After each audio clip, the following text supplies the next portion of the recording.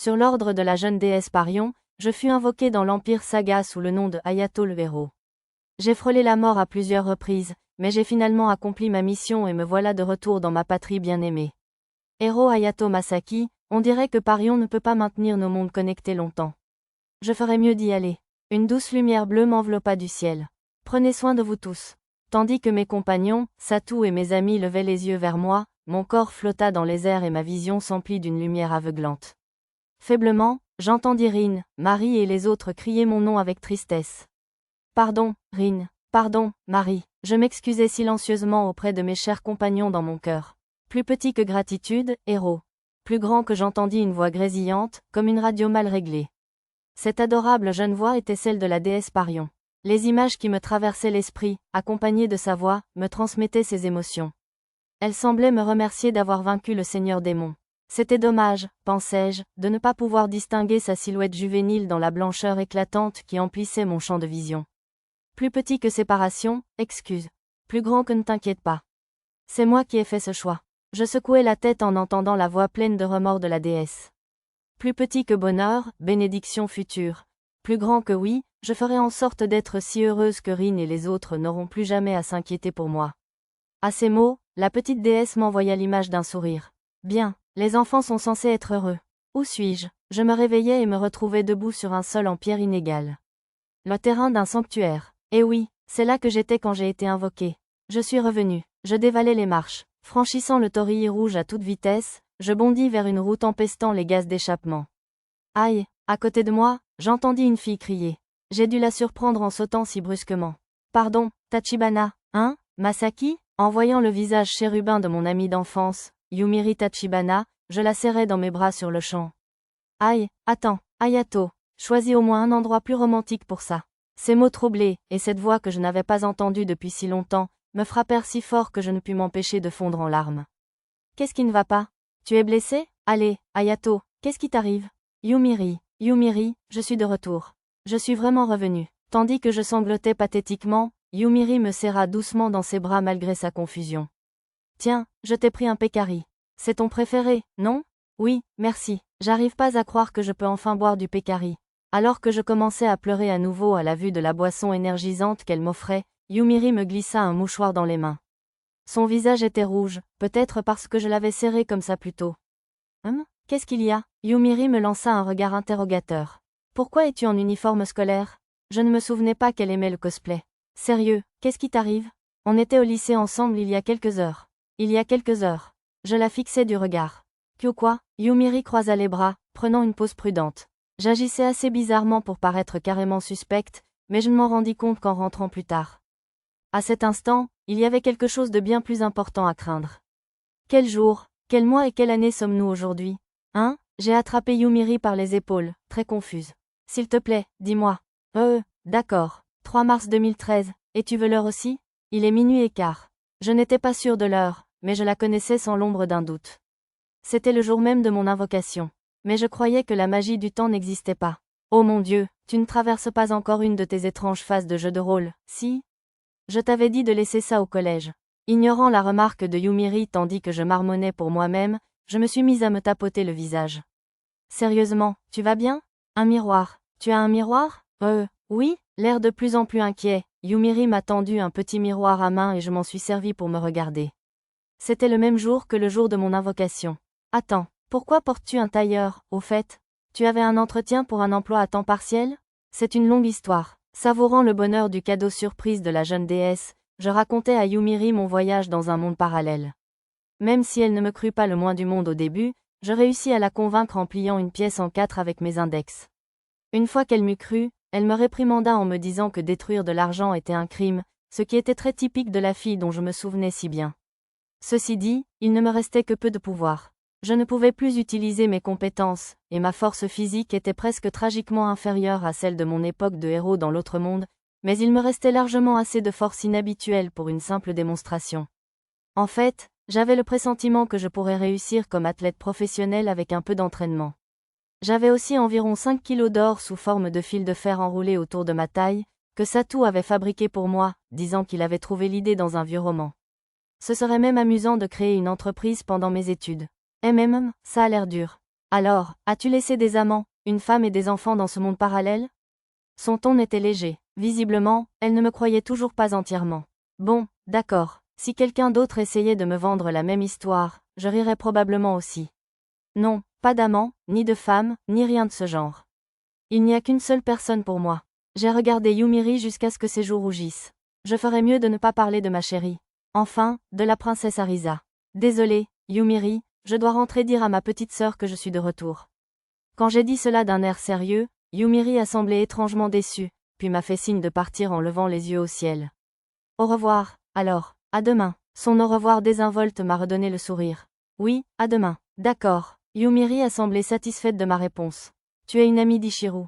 Une jolie femme avec une énergie qui me rappelait fortement celle de Satou m'a regardé d'un air dubitatif. Oui, je suis venue remettre une lettre de sa part. Quel âge as-tu, exactement? 17 ans. J'ai failli lâcher mon âge, celui de l'autre monde. Tu l'as rencontrée à l'école primaire, alors? Que veut-elle dire? Non, il y a à peine un an. Dès que j'ai répondu, son expression est devenue froide et froide. Je vois, elle se détourna de moi pour rentrer. Rentre chez toi. Attendez, s'il vous plaît. Prends au moins la lettre. Si c'est une blague, va faire une blague à quelqu'un d'autre. Sur ce ton glacial, elle me claqua la porte au nez. Zut. Et maintenant, j'aurais voulu lui donner la lettre directement et lui parler de la situation actuelle de Satou dans l'autre monde. Alors que je cherchais une boîte aux lettres pour envoyer la lettre, il se mit à pleuvoir.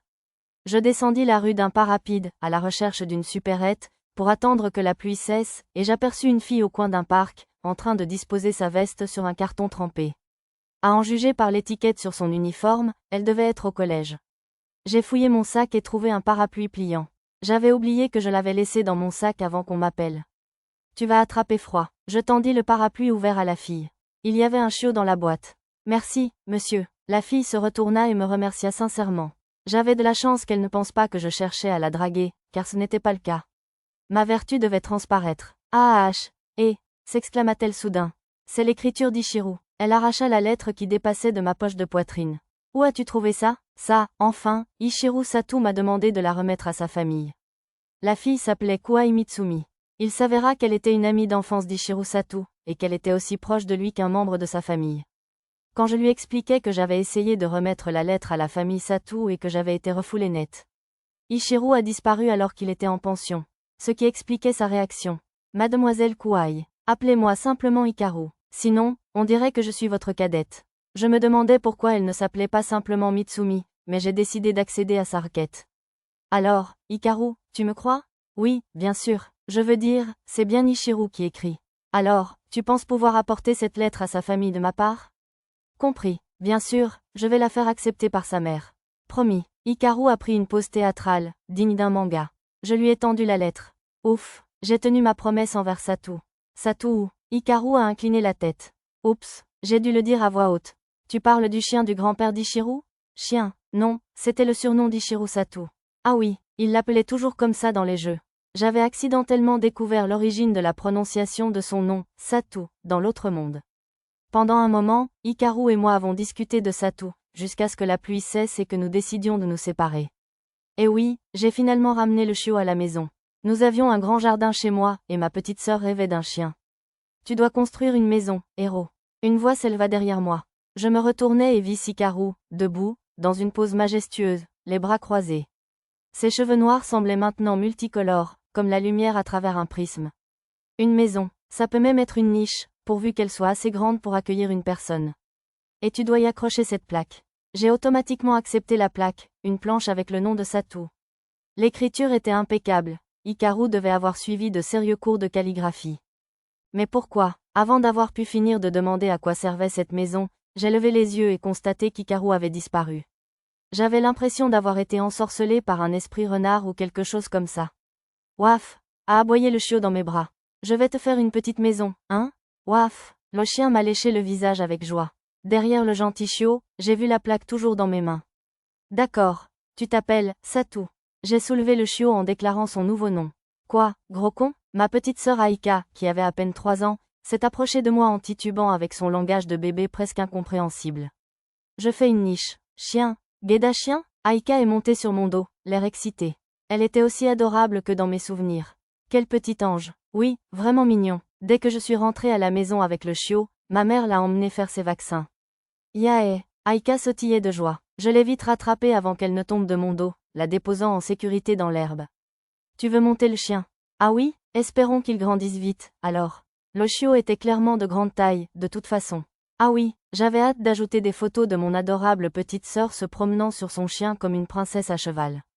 Aika m'a regardé travailler sur la niche pendant un moment. Finalement, elle commença à s'endormir, alors je m'arrêtai le temps de la déposer sur le canapé. Voilà, c'est fait. Pour finir, j'ai cloué la plaque signalétique de Satou sur la niche. C'était celle que j'avais reçue de la version aux cheveux arc-en-ciel d'Hikaru, bien sûr.